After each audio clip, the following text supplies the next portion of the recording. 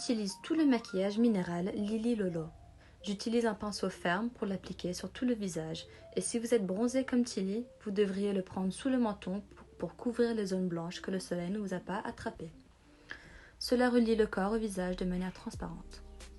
Avec le pinceau doux et duveteux, j'utilise la poudre de soie translucide pour aider à mettre le fond de teint en place. Cet incolore diffuse la lumière et éclairant, ce qui donne une belle finition naturelle à la peau. Pour perfectionner les sourcils, j'utilise le duo de sourcils moyen et avec un pinceau à angle ferme, je balaye la couleur vers le haut en traits plumeux pour donner un sourcil plus épais et plus naturel.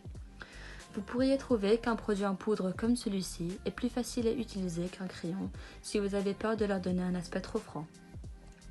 J'utilise maintenant le teint chair de la base pour les yeux, sur les paupières pour aider à prolonger l'usure de votre ombre à paupières et à intensifier la couleur.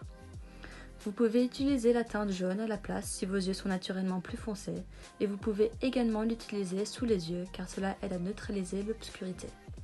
Appliquez simplement une fine pellicule avec votre doigt et uniformisez. Pour les yeux, j'ai choisi la palette Laid Bare Eye en commençant par la couleur au naturel, un nœud de rose scintillant. Je la place partout sur les paupières et je l'uniforme au-delà du pli. Cela crée une belle couleur de base. Ensuite, j'utilise Shy Away, une couleur taupe et je la place sur le tiers extérieur de la paupière en l'uniformisant vers l'extérieur et au long du pli. Je prends également cela sous les yeux pour les encadrer. Ensuite, pour un peu de pop, j'utilise mon doigt pour appliquer Skinny Dip au centre de la paupière, un joli beige doré étincelant.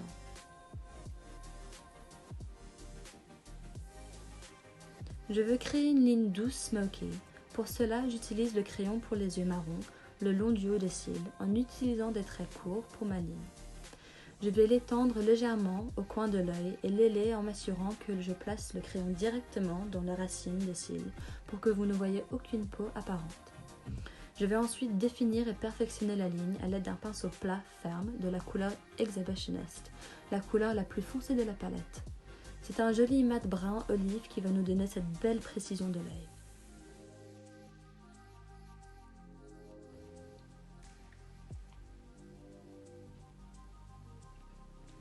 J'applique maintenant 2 couches de mascara Big Lash en agitant la baguette à la racine et en tirant la couleur à travers les cils. Assurez-vous d'appliquer la deuxième couche de mascara avant que la première ne soit séchée. Ensuite, j'utilise l'un de mes produits Lily Lolo préférés de tous les temps, le Sculpt and Glow Duo. J'applique ceci sous les pommettes en utilisant une brosse douce et en prenant juste légèrement le long de la racine des cheveux et des tempes juste pour donner un peu plus de forme au visage.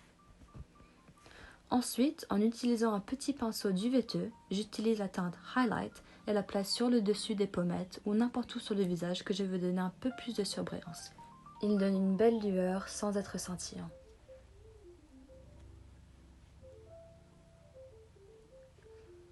Je vais également l'utiliser avec un pinceau plus petit sous les arcades sourcilières car cela illumine vraiment les yeux.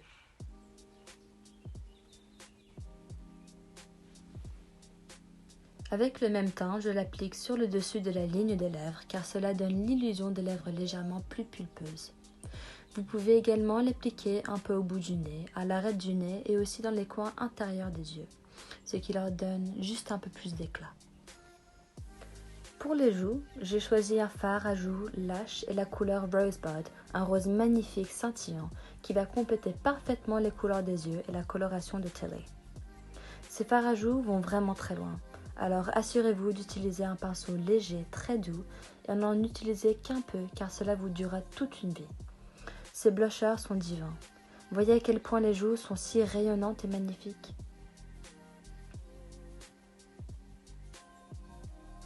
Maintenant, j'encadre les lèvres en utilisant le crayon à lèvres True Pink et je l'uniforme tout simplement avec mon doigt. Cela va nous donner un cadre parfait pour le rouge à lèvres.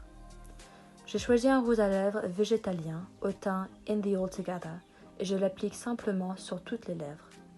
Cela fonctionne parfaitement avec le crayon à lèvres pour nous donner une couleur homogène. Absolument magnifique et je pense que cela termine parfaitement le look.